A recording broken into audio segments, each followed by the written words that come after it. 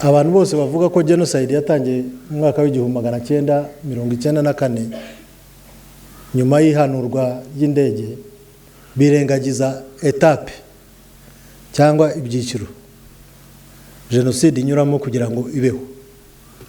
Hari ibyiciro 10 byagaragajwe n'ubushakashatsi, ariko iyo ukurikiranye usanga natwe twaranyuze muri ibyo byiciro.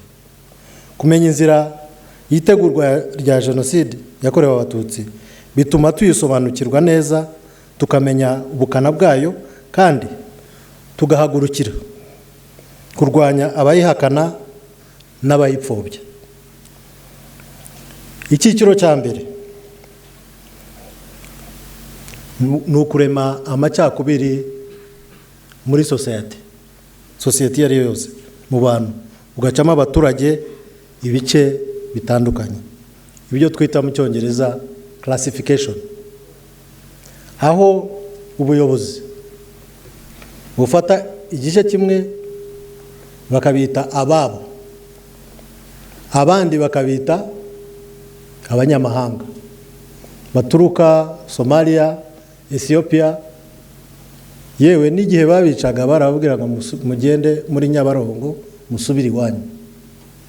Iyo ubuyobozi bufashe iyo ideology, byanze bikunze haba hatangijwe amacakubiri ari buteze ibibazo. So ntago ari urwango ruturuka mu bantu, ruturuka mu buyobozi.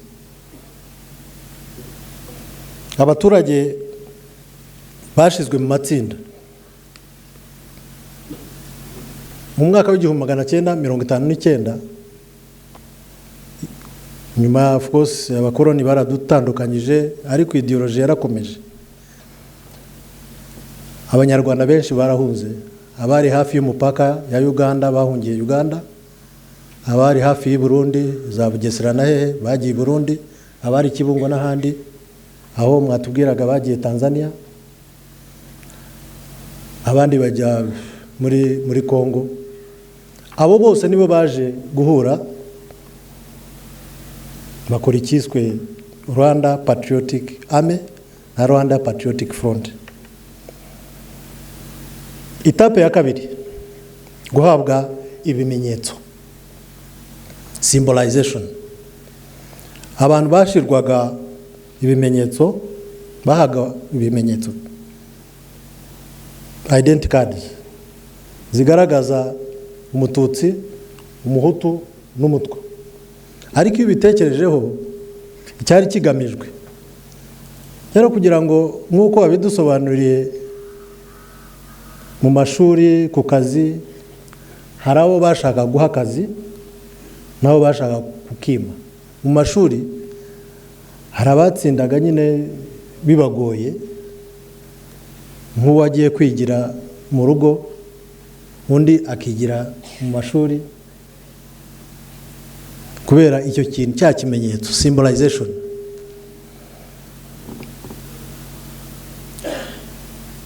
Etape ya gatatu, ibuzwa ry'uburenganzira, discrimination.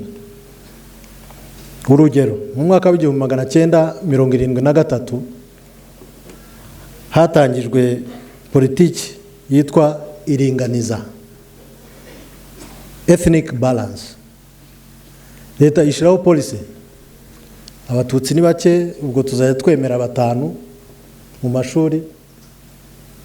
Ndetse ngira ngo abajyaga mu mashuri, niba ibyo mvuga ari byo, bakundaga kujya mu mashuri y'amadini cyane cyane, kuko niho wenda bageragezaga kwemera amoko yose ndakeka. Ariko amashuri ya leta byari bikomeye cyane. So discrimination,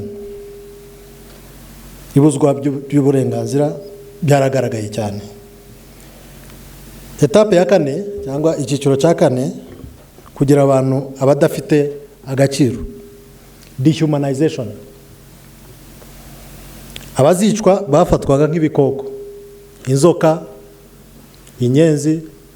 Aho inkotanyi zabaga ziri zumvaga ku radio bazita inzoka, inyenzi. abantu bafite imirizo, ibintu nk'ibyo. Iyo classification, iyo dehumanization yahoraga kuri radio ATRM. Interahamwe, abanyapolitiki bitaga abatutsi inzoka, inyenzi muziza arizo ziriya mwirirwa mwirukana mu nzu, nuko babitaga. Nukuvuga ngo ntago mwari mukwiye kuba muri aho mu Rwanda, mwagomba gusubira aho mwari, aho muvuye. Ibyo rero byarakomeje n'uyu munsi biriho muri Kongo, sinzi niba mujya mu byumva.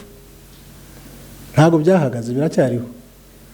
Babwira umunyamurenge ngo ave ahantu yari ari kuva mu myaka ya kera cyane, 15th century, murabizi, bati mutahe murasa n'abanyarwanda, mutahe mujyi wanyu. Same with abagogwe, abanyamasisi n'ahandi henshi. Umuntu wese uvuga ikinyarwanda, cyane by the way, cyane umututsi, kuko byo biroroha kugira ngo umuntu akore iki, ibintu akora, akaza akora. Inka zabo barazimaze, mujya mureba ariko kuri TikTok